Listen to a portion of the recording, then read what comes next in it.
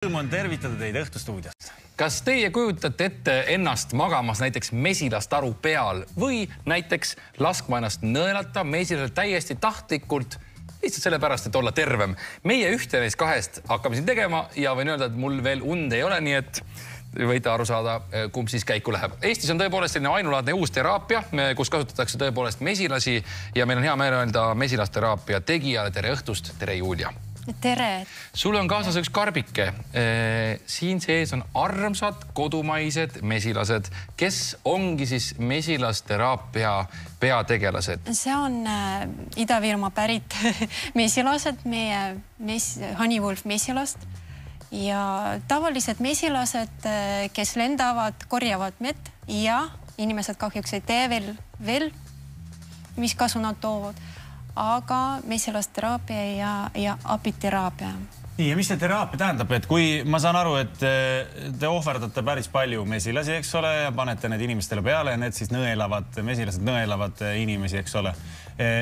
Missugust abi see siis annab inimesele? Et kogu organismi funktsioonid elustavad ja vereringe parandatakse ja rikastatakse just see mikroelementide ja stimuleeritakse immuunsüsteem ja toob jõudu ja see ka sõltub punktidest ja esialgu korjan anamnes, kui klient-patsient tuleb ja näiteks täitsa vabalt ja inimesed tulevad, kui nendel on tihti probleem, pigem seljavalu, liigeste probleem, hingamisprobleem, bronhi puhul ja isegi vähk. Nii, aga nüüd me oleme rääkinud küll, me saame aru siis, et Robi saab nüüd väikse sutsu ja tema immuunsüsteem paraneb, jõud kasvab, veri puhastub ja imeasjad hakkavad juhtuma, silmad lähevad särama ja võib-olla tuleb normaalse inimesel nägu pähe. Jüri, ma ütlen, kaks mesilast kuulsid seda juttu ja aktiveerusid nagu ebamaiselt. Kuidas see nüüd välja näeb? Kas me saadame Robi kõrvale? Võta Robi siis enda ravijad, võta kaasa. Andke mulle andeks. Nii. Julia, palun. Ma ei tea. Ma olen mesilase käest nõelata saanud korduvalt iga aasta. Mõnikord mesilane, mõnikord erilane, midagi hullu pole juhtunud. Suvel tunnistasin, et mu poeg sai esimest korda sutsata. Oli ka kõik korras, mingisugused allergilisi reaktsioone ei tekkinud, mis tähendab seda, et mul hing kinni ei jää ja epipenni meil vaja ei lähe, jah, tõenäoliselt. Aga tegelikult see ei ole sarnase apiteraapia kabinetis ja looduses ei ole sarnane. Ma kontrollin doos, küsin, mis haigused sul on, kas allergiafond on kõrg või madal ja siis teen proov esialgu ka. Ja valmistan organism ette, nädala näiteks ette ka. Ja siis vältida allergiat ka. Aga kui sa ütlesid, et sul allergiafond on, allergiat ei ole, siis tegelikult ma vaatan silmas ja kõik on kord. Kas ta saab haiget ka nüüd, jah? Ei. Ei saa haiget? Ei saa haiget. Mesilane on sutsanud, siis alati olen haiget saanud. Ei. Et tema ei saa haiget? Mesilasmürk sisaldab 3 erinevat fraktsiooni, 3 erinevat osad ja esimene osa on just see sipelhappe erinevad kokteel, mis just tekib allergiat. Kui ma võtan pintseetiga mesilaselt astla, siis ma jaatan see allergeen just marlis.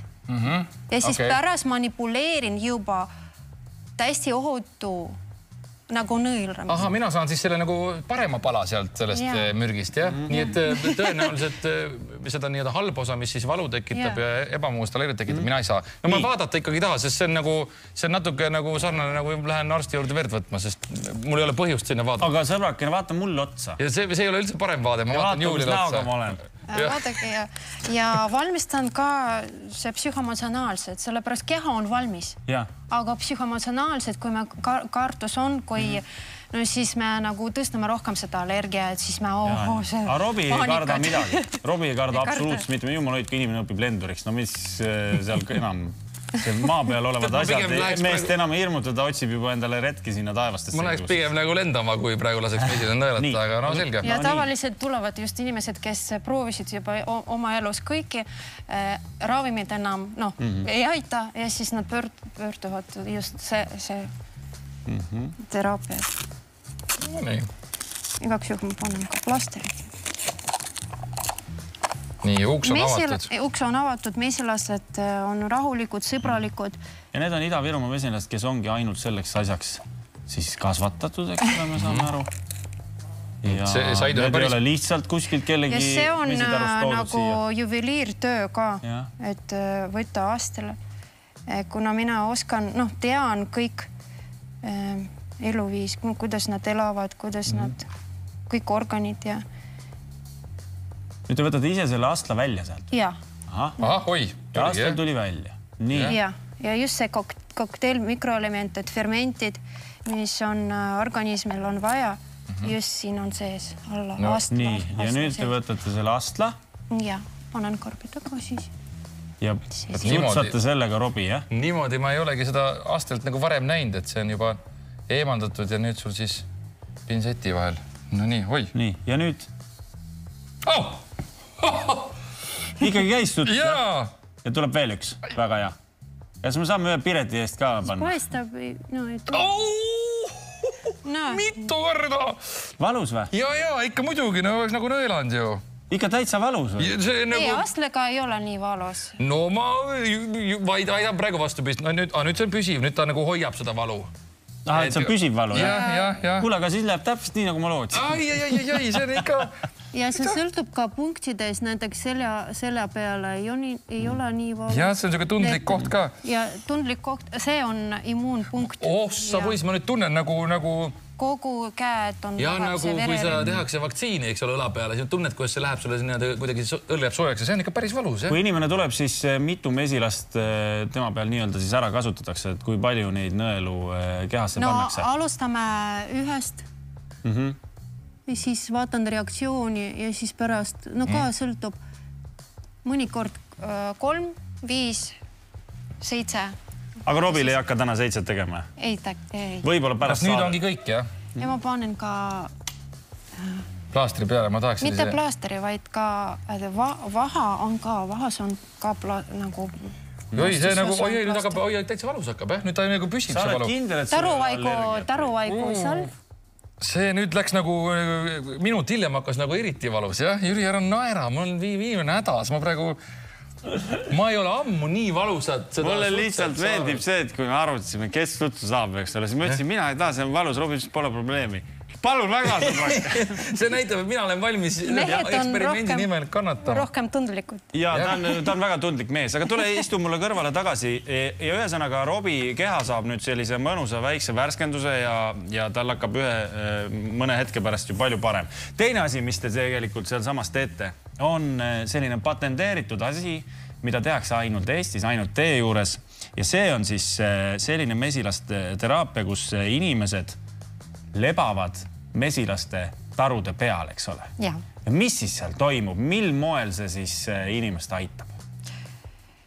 Et see on täitsa ohutu. Protseduur sobib lastele, täiskasvanutele ja inimene tuleb sisse, see on ehitatud spetsiaalselt majake puidust ja 2 lamamisvoodi ja all on tarud ja kõik on isoleeritud ja spetsiaalselt tehtud ka augud, kust tuleb välja need õhk, vibratsioon, soojus. Sellepärast mesilased hoiavad nagu kogu aeg nagu meie keha temperatuur 33-36 kraadi. Ja tekibki sükene nagu resonants. Kui sa majja lähed, seal on ikkagi, ma arvan, ikkagi 1 miljon mesilast vähemalt, eks ole. Kas see kuidagi välja ei roni? Kas seda ohtu pole? Et mina sain praegu kontrollitud keskkonnas, aga ärkad üles ja vaatad üleni punni, sa oled saanud 50 laksu. Majakes sisse nad ei lenda, nad elavad oma elus. Et inimene tuleb kohale, ta läheb sinna magama.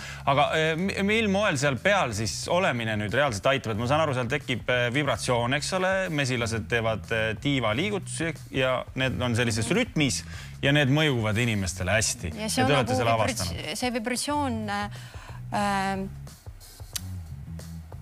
see on nagu, mõned inimesed ütlevad, see on nagu meditatsioon, et meditatsioon tunne, aga loomulikult esialgu see on hingamisprobleemide puhul ja see lõhn, see kokteil, taruvaik, isegi mesilase ematoitupiim ja siis vahas sisaldab lüsotsiim ja ferment lüsotsiim tõstab me mitte ainult immuunsüsteem, vaid aktiveerib meie immuunrakud ja see on päris tugev, kui see lõhn ja inimesed, kes kardavad, et nendel on allergia, siis me lihtsalt alustame 5 minutist viibimine see majakesest.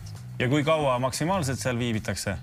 Ööbime seal majakesest. Ööbitakse, jah? Ja kui sa terve öö seal ära ööbid, siis ma saan aru, et see mõjub sulle nii hästi, et järgmine kord, kui kodus lähed magama, siis isegi see hea tunne tuleb kaasa, jah? Ja, sellepärast ööbimine on kõige tugevam efekt, et kogu pere, kogu mesilased on peres ja rohkem see sumin, rohkem see lõhn ja vibratsioon ka ja et tundutakse no, ma kujutan ette, et see on täiesti teistmoodi kogemus, eriti neile, kes kardavad ja kui ohutuskeskkonnas saab proovida, siis miks ka mitte. Mina näiteks praegu vaatan oma kätt. See on 3 korda suurem kui enne. See on punane, eks augud on siin just näha. Valus enam nagu ei ole, aga ma tunnen, no ta veel liigub. Kas sa tunned soojus? Jaa, ma isegi tunnen, et ma olen natuke parem inimene. Ei, ära nüüd hulluks mine. Aga ühesõnaga, see on hea punkt, siia punkti tehes aktiveerus su nüüd immuunsüsteem, eks ole, aga mingit valu midagi ei ole, jah? Enam ei ole, jah. Ta on ikkagi täpselt sama tunne, mis sa oled mesilased nõelad saanud natuke aega. Vajutan peale, siis on valus. Ei ole põhjust vajutada peale, sõbrakene. Selge pilt. Küll me mõtleme järgmise teraapia välja, mis on mõeldud sulle ja seal võib-olla tehakse sisse lõige mõnda jäsemesse. Ühesõnaga, kes soovib, siis ka Robi kombel sellega eksperimenteerida, siis võimalus on tõesti olemas ja tõesti on olemas Eestis siis patenteeritud mesilas sellised tarumajakesed, kus saab ööbida ja mis peaks tekitama päris hea enesetunde ka. Nii et aitäh tulemast!